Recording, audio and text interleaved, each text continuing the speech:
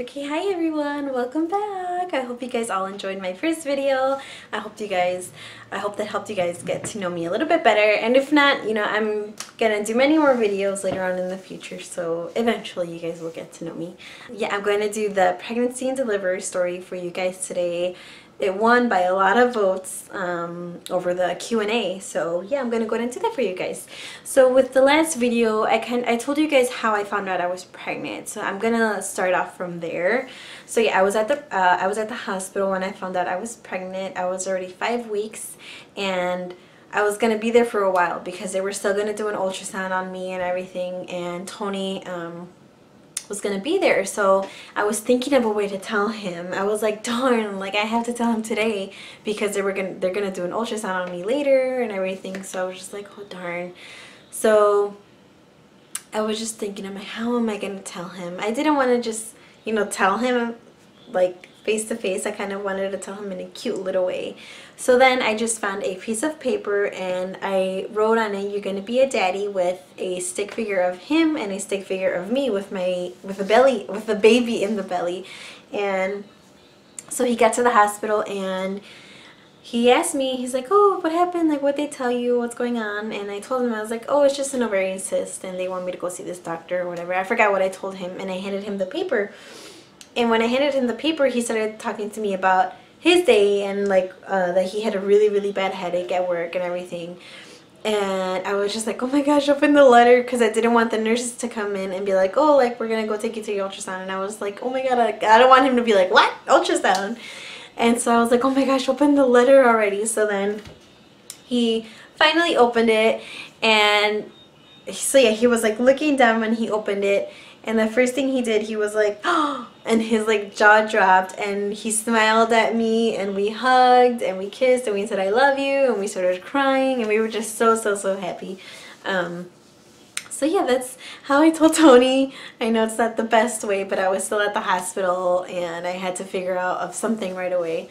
So yeah, so after that, it was so funny because like I told you guys, I wasn't getting any other pregnancy symptoms. The only symptom that I was getting was just me getting some pain by like my ovary, kind of. Yeah, it's crazy because literally right after that day, that's when I started getting the pregnancy symptoms. So as soon as like I would go eat something and take the first bite, like I couldn't do it. I had to spit it out. I would get nauseous right away, and I would feel like I was about to go to the bathroom and just throw it up. I couldn't even keep anything down. But that only lasted for 2 weeks. So after that, I was totally fine. It was literally only when I would eat something. So anytime I would eat, whether it was like chocolate or fruit or anything, as soon as I would take the first bite, I would just have to spit it out because I would feel like throwing it up right away. And that only lasted up until I was 7 weeks. So it only lasted for 2 weeks.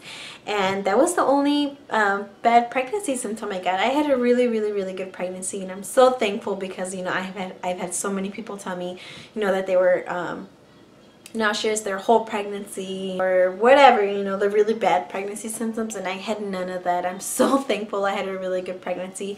I'm actually kind of scared for when me and Tony decide to have our next baby, because I don't want to like jinx it and have the total opposite pregnancy, I had nothing to complain about. Of course, like when you get towards the end of your pregnancy, you start getting really swollen feet, and I had really bad swollen feet and ankles. Like I would look down and be like, oh my god, like why do they look like this? And of course it just comes along with being pregnant. But it was just so funny, like it's literally like triple the size of your foot and your ankles. That's how swollen they get, and it was so funny.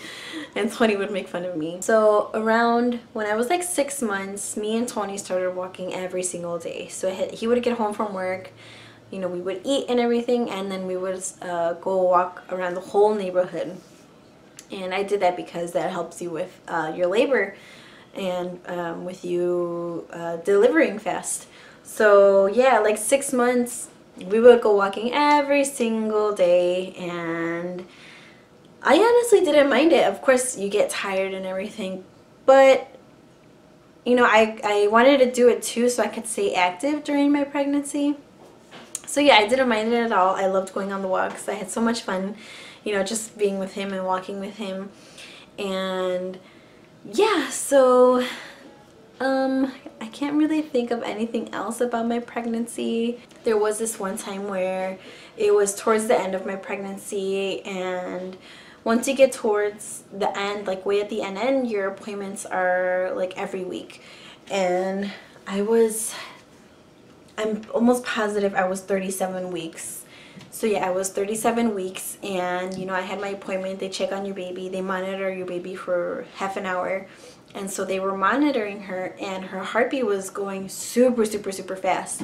And I was just like, oh my gosh, like, why is it so fast? And I started getting really, really worried. And Tony and my cuñada were with me. And I was just freaking out. I'm like, oh my gosh, like, why is her heart beating so fast? And it wasn't slowing down. Like, it would be different if it was going fast for a while, but then it went back to normal. Like, no, it was staying at a really, really fast rate, and I was starting to get really, really scared. I was like, oh my gosh, like, what's wrong with my baby? And I started crying, and the nurse was like, oh my gosh, like, why are you crying? And I'm like, I don't want anything to happen to my baby. Like, I just got so, so scared.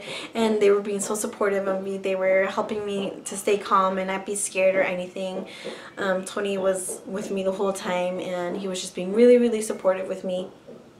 And he was like, you know, nothing's gonna happen, she's fine, like, just pray, and like, she's gonna be okay. And I was like, oh my gosh, okay. And I did that at my doctor's office. They were monitoring her at the doctor's office, but then he had to send me to the hospital, and that's when I got even more scared. I was like, oh my god, like, what's going on with my baby? And so I got sent to the hospital just so they can monitor her for a longer time. And after I got to the hospital and they were monitoring her, I can't remember what testing they did. I think they did like a test or two, and it came back fine. Her heart rate went back to normal, and I was just so thankful. I was just so scared something was wrong with my baby or something had happened to my baby. So that was something that got me really, really scared towards the end of my pregnancy. I'm almost positive I was 37 weeks because I didn't give birth till maybe like 3 weeks later. So yeah. So yeah, I was 37 weeks when that happened, and I was just so scared. I didn't want anything to happen to my baby. I was so worried. Of course, you know, when you get towards the end of your pregnancy, you pee a lot. It's so hard for you to get off the bed. You can't pick things up off the floor anymore. You can't even put your shoes on. What else? You can't even, this might be TMI, but you can't even like shave yourself down there. So yeah. Crazy things that happen to you when you're pregnant, but I loved it. I loved being pregnant. You know, all of the things that you go through, like the swollen feet, the peeing, the can't get off the bed, the dropping things on the floor, can't pick them up, you can't even put on your shoes or anything. I love going through that because that's what came along with being pregnant. I was so happy to be pregnant. I was so happy to just be going through the experience of a pregnancy and everything. So yeah, I had a really, really good pregnancy. So now for the delivery. So I was 39 weeks and 5 days, I believe. I honestly can't remember how many weeks and days. I was 39 weeks. I just can't remember the days. I had to be like 39 weeks and 5 days. So like 2 days away from being 40 weeks pregnant. And I had my last appointment with my doctor, and they measured me to see how many centimeters I was, and I was 3 centimeters. And he asked me, he's like, are you feeling any contractions at all or anything? And I'm like, no, I'm not feeling anything.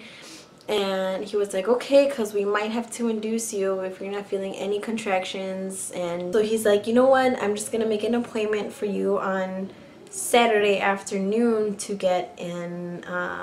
No, it was Saturday morning. Yeah, it was Saturday morning. He's like, we're gonna have to induce you. Or no, I don't think it was 5 days because he wouldn't have induced me right away.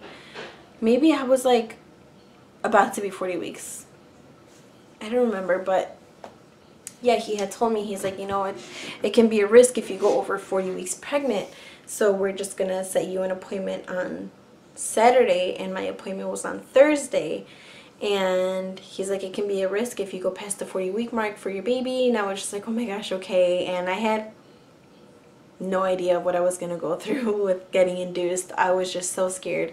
So yeah, Saturday came along, and the night before, on Thursday and Friday, I was trying so many remedies. You know, I think it was like, I was like eating pineapple. There's this like, it's called cumin. You boil it and you drink the water from it. I can't remember what else I tried, but I tried a few things to help me go into labor before getting induced, but nothing worked. She was so stubborn. She did not want to come out. So yeah, none of that worked. And Saturday came along, and I had gotten a voicemail, and it was so early in the morning. I don't even remember why I checked it, but I checked the voicemail, and it was the hospital, and they were like, hey, we're sorry, we're going to have to move your appointment till the afternoon because there was a lot of deliveries right now, and all the rooms are kind of full. Ooh, excuse me. And I was like, oh my gosh, okay, like I just wanted to get it over with. So then around noon, they set my appointment to like 3. Yeah, they set it at 3 o'clock instead of 6 a.m. how I originally had it. And 3 o'clock came around, and they called me, and they were like, we're so sorry, but we're gonna have to move your appointment until tomorrow, Sunday at 6 a.m. because all the rooms are still full. And I was just like, oh my gosh, are you kidding me? So I had to wait a whole freaking another day. So not the whole day, but the whole rest of the day. So then it was actually that day of railroad days in West Chicago. So then me and Tony and his family, we all went. It was more walking for me, hoping I would go into labor that night. So yeah, we went to railroad days, walked around. I got super tired. And when we were walking to the car, like, that's when I started getting contractions. I was like, oh my gosh, yes, I can feel contractions. And it was getting hard for me to breathe. And they were like, okay, like, you should be going into labor tonight without having to get induced tomorrow morning. And so I'm like, oh my gosh, I hope so. So yeah, that night passed. I didn't go into labor. My water didn't break or anything. So I still had my appointment at 6 a.m. on Sunday. So I got there at 6 a.m.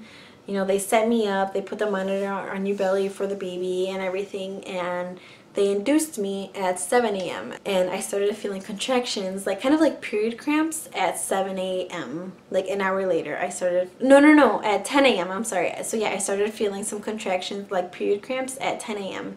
And then at noon, they were starting to get uncomfortable. Like I was starting to not talk to the people who were in the room. It was like my cuñada, my suegra. It was my cuñada, my suegra. My brother was in there at the time, and I wasn't even talking to them because they were starting to get uncomfortable, and they were starting to get kind of really strong. So then, yeah, that was at noon, and a few minutes after that, I told Tony, and I'm like, okay, I need everyone to leave. Like, I don't want anyone in the room right now. So my brother left, my cuñada, my suegra, they left the room. And it was just me and Tony in the room while I was going through the contractions. And I was going through them because I didn't want to get the epidural. I was trying so hard not to get the epidural. And the doctors asked me like 3 times whether I wanted to get the epidural or not. And I was just like, no, I don't want to get it. I'm gonna go through this without the epidural. And he was like, okay, like kind of like, are you sure? But I was still like focused on not getting the epidural.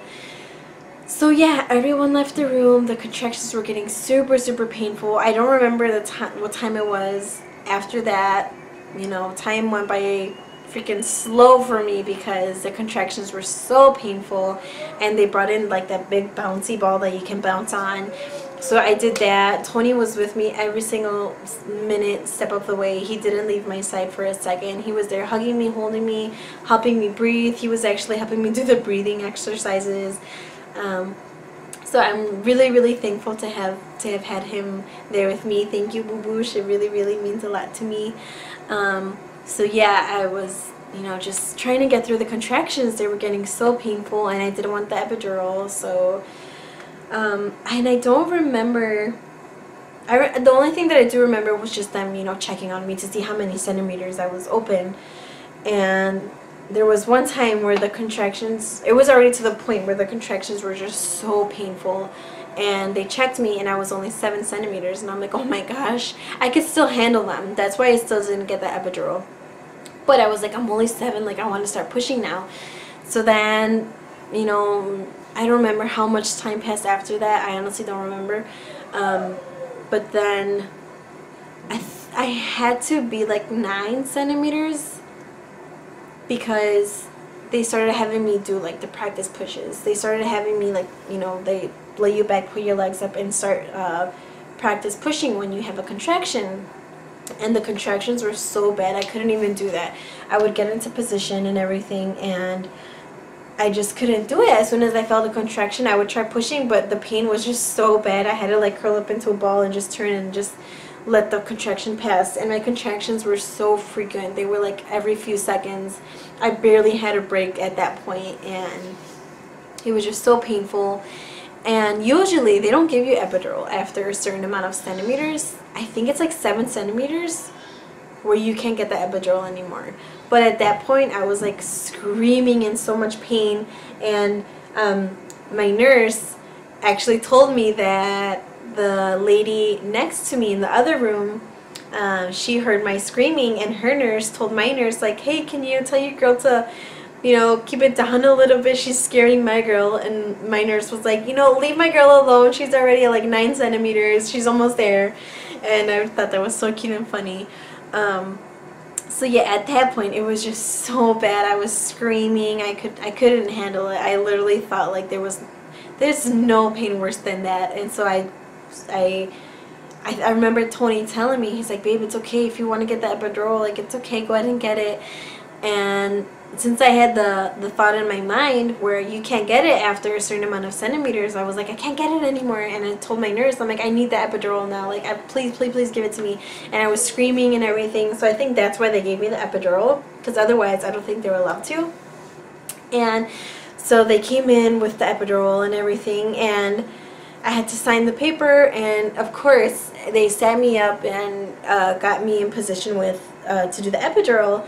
And of course, as soon as they started doing the whole process back on my back, I was going through a freaking contraction. A contraction came, and they were so bad. And I was just like, oh my god, I'm getting a contraction. And it was just so painful. And they were like, do not move, like you cannot move, stay still. And they had already like put the needle in when I was going through the contractions, so I could not move. I just had to stay still, because you know there's so many things that could go wrong with getting the epidural. That's why I didn't want to get it in the first place, just because I already have back problems, and I didn't want that to cause me more back problems. You know, there's risks of you getting what's that word called? There's risks of you getting paralyzed from the epidural. So I was just so anti-epidural, I guess you could say. But yeah, I ended up getting it, and it's okay. Sometimes, you know, we can't handle the pain. It's just really, really painful. So yeah, they gave me the epidural, and literally right after that, I like knocked out. I took a nap. I remember some of my family coming in to see me after the epidural to see how I was doing, and I was just laying on the bed, like not even talking to them. I was just so tired. I do remember my brother Mike coming in and telling me something. I think he said something about like my yelling.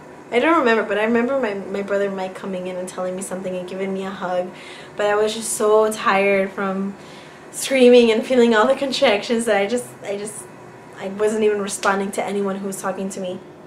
So then yeah, so I took a little, maybe I think it was like half an hour that I took a nap, and I was already 10 centimeters at that point. So then they started having me do more practice pushes. So anytime you would see a contraction on the graph, then that's when they would have me push. And so I was doing the practice pushes and everything for a while, and then the nurse was like, okay, I think it's time to call in the doctor.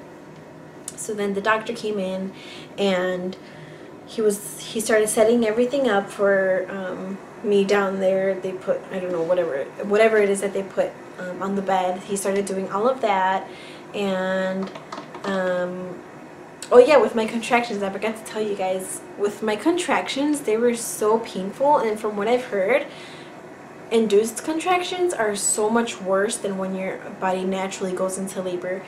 And my contractions were so bad. Like I remember seeing the graph, and my contractions were like going way past like the highest point of the graph. Like let's say the graph was like this, like my contractions were like all the way up there, and Tony even took a video and everything, and I was just like, wow, these contractions were so bad. And You know, I tried my best to go without the epidural, but I had to get it. And I think that's why they gave it to me, just because I was screaming from so much pain. But yeah, so then the doctor came in and he started setting everything up for my baby to be born. And he's like, okay, we're going to start pushing anytime you feel a contraction. So then I started pushing, and I remember I was pushing for a long time, and I was starting to get worried that I was going to have to get a C-section. And Tony says he remembers the doctor saying something like, after a certain amount of time, we might have to do a C-section if the baby doesn't come out. And I think I remember Tony telling me, like, babe, like, keep trying, keep pushing really, really hard because you're going to have to do a C-section. I think I remember him telling me that. And so at that point when he told me that I can start pushing, I told Tony to have his sister and his mom come in because they wanted to come in and, you know, see when my baby was born, because I had everyone leave the room. And yeah, when I started pushing, then my suegra and my cuñada came back in. So yeah, my cuñada and my suegra came in because they wanted to see my baby being born too. So I started pushing and everything, and my cuñada was the one seeing everything, and she was the one like, oh my gosh, like, yes, I can see her head, she has so much hair and everything. And my baby's head wasn't out, but you can see and everything. You can see with, it's like kind of TMI, but you can like see the head without the head being like out yet. So then yeah, I kept pushing and pushing and pushing, and her head finally came out, and my cuñada was like, yes, yes, yes, like, she's out, she's out, she's out, keep pushing, keep pushing. So then I had to do another big push, and my baby came out. She was born. She was perfect and healthy. You know, I did skin to skin right away. You guys should really look up skin to skin. It has so many benefits. And I didn't know this, but even the dads could do skin to skin if they wanted to. Tony didn't do skin to skin because I didn't know about it then, but I feel like I totally would have had him do it too. So yeah, my baby was born. You know, they put her on top of me right away. We did skin to skin. I started talking to her. I started crying. I was just so happy. And I actually have videos from when she was born. My cuñada record all of it for me. Thank you, Chaparra. And it was just, oh, something so beautiful. She was born at 11:31 p.m. at night. Oh my god. She was born at 11:31 p.m. that same day. She weighed 7 pounds, 8.5 ounces, and she was 19.75 centimeters tall. And she was just perfect. She had so much hair. She was the best thing that could ever happen to me. She brings so much happiness into my life. And yeah, I had that's pretty much how my delivery went. So then yeah, after, you know, some time, I did skin to skin for her with an hour. And after that, that's when they weighed her and everything. And my family came in to meet her, and they were all so happy, all supportive of me.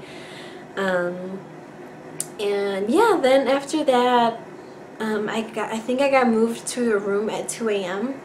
I think it was, because that's when I started responding to people's to people's texts and everything.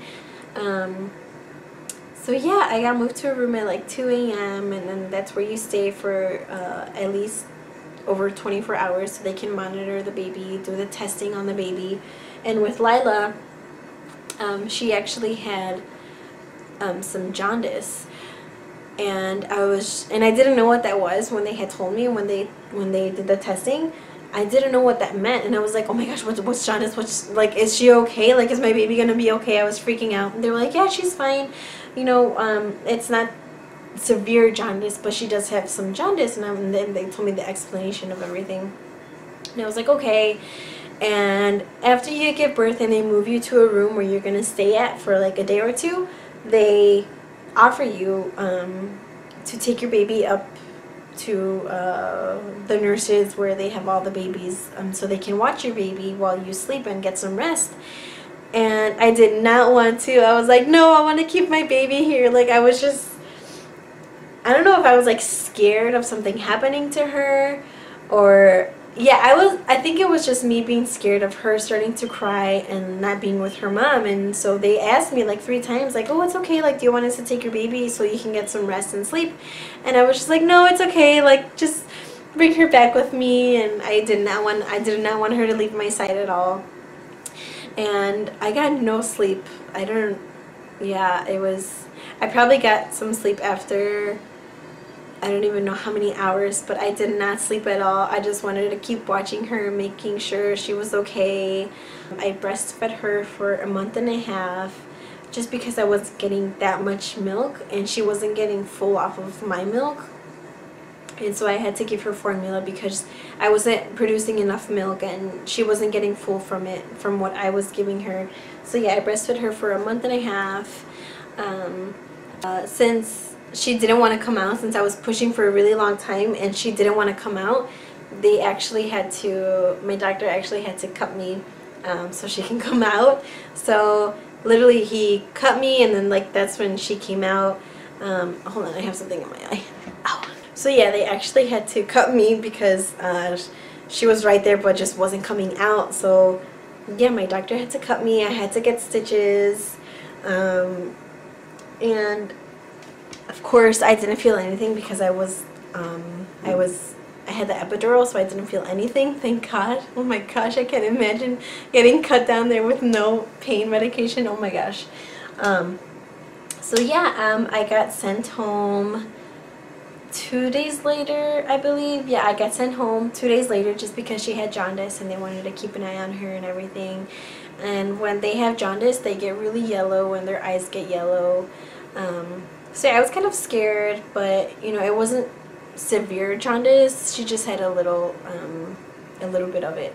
Postpartum is very hard, and after you give birth down there, you have to put it hurts so bad to even pee. And yeah, being pregnant was one of the best things that I could ever go through. I'm so happy to have my baby girl sent to me. She's brought so much happiness into our lives. You know, she's the funniest baby. She has an attitude, but she's so funny. She's so lovable. She's so sweet. You know, there's times where I'm going through so much and I feel like I can't even get through the day. She'll just randomly come up to me, hug me, and kiss me, and it's just the most rewarding feeling ever. I'm so happy. You know, I can't stand when people are like, you know, you're really young to have a baby. That's gonna ruin your future. Like you're not gonna have a career. Like how ignorant are those kind of people? You know, like I'm so happy to have her sent to me. I wouldn't have it any other way. You know, if I could choose to do it all over again, I would do it the same exact way. I'm so happy to be a mom. You know, nothing can beat this feeling for me. She's the best thing I could ever ask for, and I'm so excited for when she grows up so we can do mom and daughter things together. You know, get our nails done, you know, go shopping and just do all those fun things together. I'm so excited. God rewarded me with my baby because, you know, I lost my mom. It is hard, you know, seeing all your friends with their moms go doing lunch and shopping and doing mom and daughter things. And so, you know, she's the perfect thing that could ever been sent to me because now I have someone who I can do that with, you know, for the rest of my life. And I'm so excited for when she grows old, or not grows old, but I'm so excited for when she grows older, you know, so we can go do all those fun things together. I'm so happy to be a mom. She's literally the best thing that's ever happened to me. I'm so sorry if the video was kind of like hard for you to follow. I really do not remember the track of time just because the contractions were so painful. I don't remember what time it was or anything. Sorry if my videos are kind of long. I just kind of like to be in detail. Let me know if you guys don't mind the long videos. Because if you guys don't mind them, I'll keep them. But if you guys want shorter videos, then I'll definitely cut it down and try to make them shorter for you guys. Yeah, thank you guys so much for watching. I really hope you guys enjoyed. It really means a lot to me for all the support you guys have given me so far. Don't forget to like if you guys like the video. And subscribe if you want to keep seeing more videos of me. I kind of want to post a week. I kind of want to post a video every week. Let me know what you guys think. So yeah, thank you so much for watching. Really means a lot to me. Bye, you guys. What was I saying? Oh my gosh, there's an alarm going off. I'm gonna wait.